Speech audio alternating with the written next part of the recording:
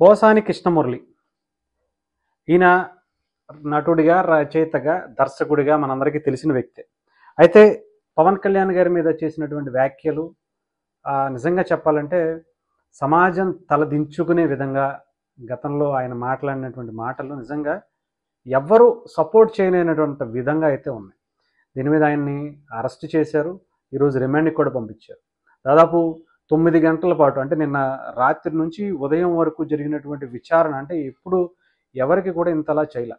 అయితే దానికి సంబంధించి వైఎస్ఆర్సీపీకి సంబంధించినటువంటి ఆ పార్టీ నుంచి సుధాకర్ రెడ్డి గారు కూడా వచ్చి పోసాని కృష్ణమురళి గారి తరపున వాదించడం జరిగింది.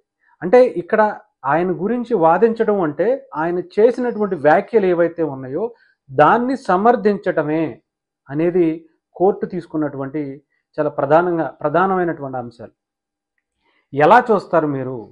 ఆయన మాట్లాడినటువంటి మాటలను కావచ్చు, ఆయన బెదిరించినటువంటి అంటే పవన్ కళ్యాణ్ గారి పిల్లల్ని రేపొద్దున్న ఎదిగిన తర్వాత ఏదో చేస్తాను అన్నట్టుగా బెదిరించినటువంటి వ్యాఖ్యలు కావచ్చు, మీరు ఎలా సమర్థిస్తారు అని చెప్పి అటు ప్రభుత్వ తరపు న్యాయవాదులు కావచ్చు, కోర్టు కావచ్చు, వైఎస్ఆర్సీపీ పార్టీ నుంచి వచ్చినటువంటి లేకపోతే పోసాని కృష్ణమురళి గారికి సపోర్ట్గా వచ్చినటువంటి లాయర్కి చాలా బలంగా అడిగినటువంటి ప్రశ్నలు.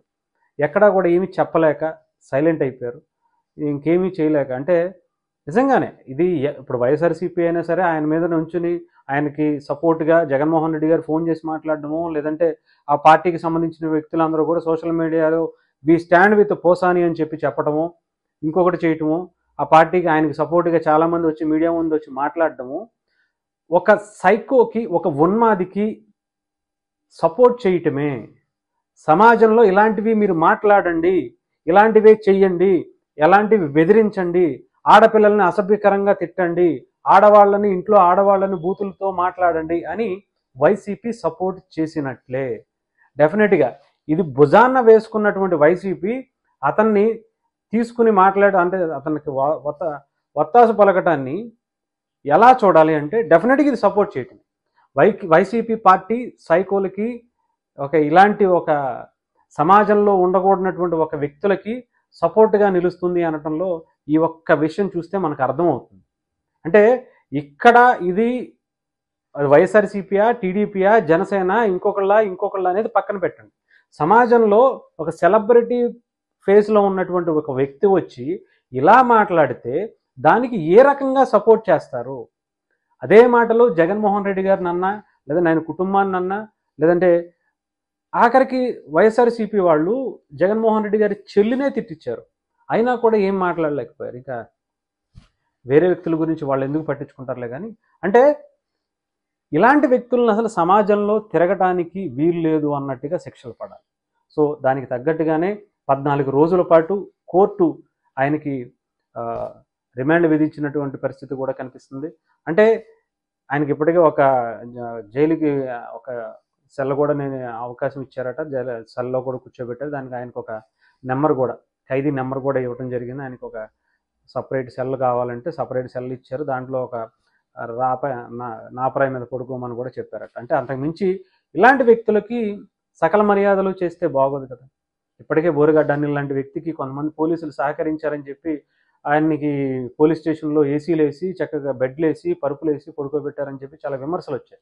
కానీ ఇక్కడ మరి పోసాని కృష్ణమురళికి కూడా అలాంటివి చేస్తే నిజంగా సైకోలకి, ఉన్మాదులకి సపోర్ట్ ఎలా అయితే ఉంటుందో అదే తరహాలో ఇది కూడా ఉన్నట్టుగా అనిపిస్తుంది. సో కొంచెం దీనికి తగ్గట్టుగా పోసాని కృష్ణమురళి గారు ఏం చెప్పబోతున్నారు అనేది చాలా కీలకమైనటువంటి అంశాలుగా చూసుకోవాలి.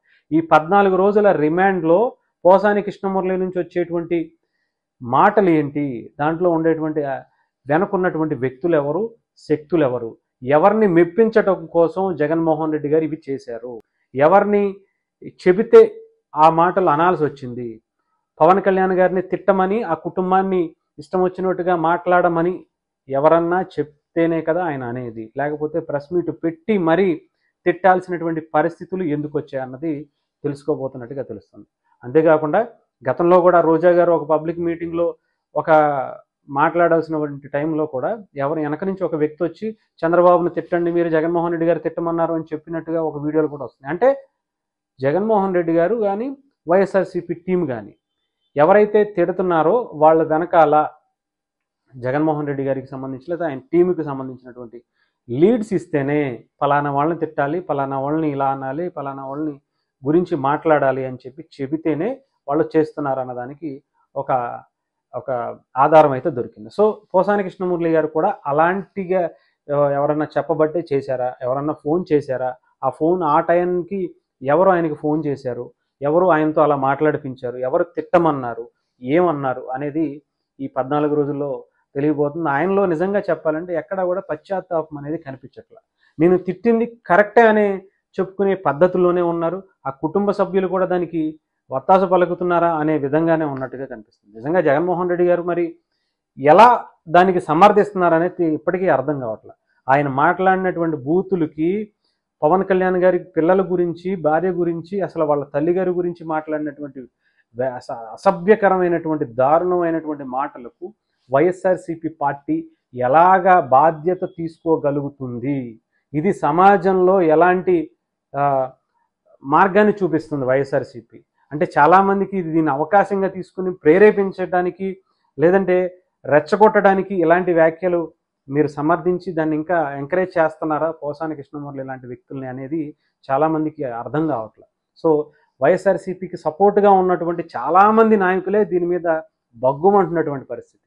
అసలు పోసాని చేసినటువంటి వ్యాఖ్యలకు ఏ రకంగానూ కూడా అసలు సపోర్ట్ ఉండకూడదు. అలాంటి దానికి మీరు మళ్ళీ ఆయనని వత్తాసు పలకటం, ఆయన వెనకేసుకు రావటం, ఇంకొకటి చేయటం ఏంటి అని చెప్పి చాలామంది సిగ్గుతో వైఎస్ఆర్సీపీ నాయకులే తలదించుకుంటున్నటువంటి పరిస్థితి. సో చూద్దాం కోర్టు ఏం చెప్తుంది, ఏం చెప్పబోతుంది.